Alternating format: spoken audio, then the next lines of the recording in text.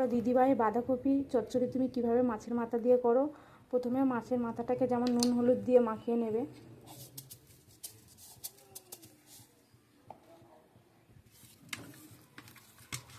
তাতে এরকম লাল লাল করে ভেজে নেবে, নয়তো একটু অনেকজন আছে কাঁচা কাঁচা মতো একটু ভাজে। আবার গরম হয়ে গেছে, এরপরে একটু শুকনো লঙ্কা, একটু তেজপাতা দিয়ে দেবে।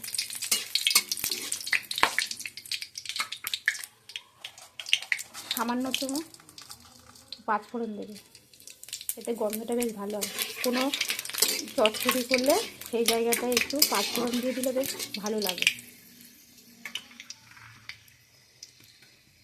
একটু রসুন কুচি,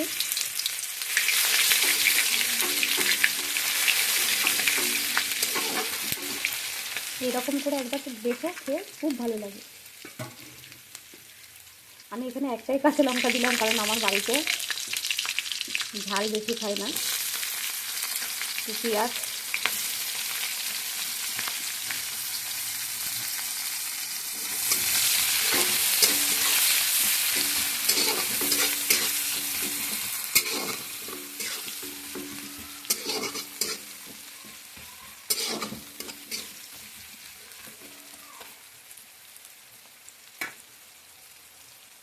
লাল লাল করে ভেজে একটু টমেটো দিয়ে দেবে, কাঁচা টমেটো।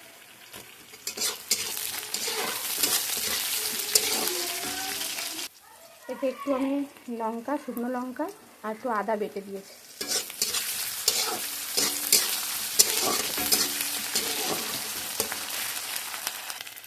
একটু নুন, একটু হলুদ গুঁড়ো, একটু লঙ্কার গুঁড়ো। বেশি লঙ্কার গুঁড়ো দিলাম না, কারণ আমি শুকনো লঙ্কা বেটে দিয়েছি, বেশি ঝাল হয়ে যাবে। তোমরা যারা যারা ঝাল খেতে পছন্দ করে একটু বেশি করে ঝাল দেওয়া। আমাদের বাড়িতে আর ঝাল হতে কেউ খায় না।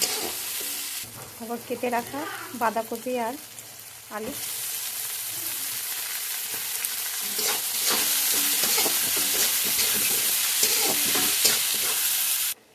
একটু মটরশুঁটি। মটরশুঁটি ছাড়া তো বাঁধাকপি মানেই হয় না, তাই না?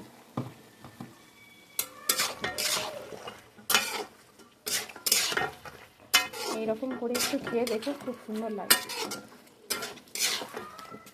ভেজে রাখা মাছের মাথাটা দিয়ে দেবো।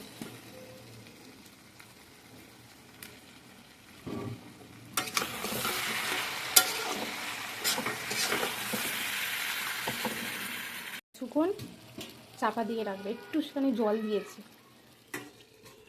চাপা দেওয়া থাকবে। আমার মতো বাঁধাকপি এইরকম মাছের মাথা দিয়ে চচ্চড়ি কারা কারা খেতে ভালোবাসে অবশ্যই কমেন্ট করে জানিও। এইরকম চচ্চড়ি হলে আমার আর কিছুই চাই না, খুব ভালো লাগে। আমার বেশি চিংড়ির থেকে মাছের মাথা দিয়ে এরকম মটরশুঁটি দিয়ে করলে আর কোনো তরকারিরই দরকার নেই। সব শেষে নামানোর সময় একটু চিনি দিয়ে নেবে, এতে স্বাদটা আরও ভালো হয়।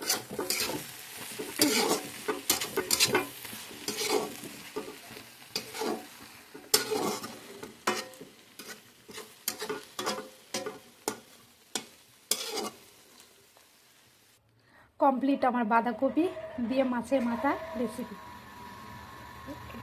এই রকম করে মাছের মাথা দিয়ে বাঁধাকপি করে একবার বানিয়ে দেখো, পুরো মুখে লেগে থাকার মতো। আমার আজকে আর কিছুই চাই না, আমি করেছি অন্য মাছের ঝোল আর বাঁধাকপির চচ্চড়ি, বাট আজকে আমি বাঁধাকপির চচ্চড়ি এইরকম মাছের মাথা দিয়েই খাবো। তোমাদেরও কি আমার মতো এইরকম খেতে ভালো লাগে? অবশ্যই কমেন্ট করে জানি, আর এইরকম করে বানিয়ে আমাকেও কমেন্টে বলো যে কেমন হয়েছে।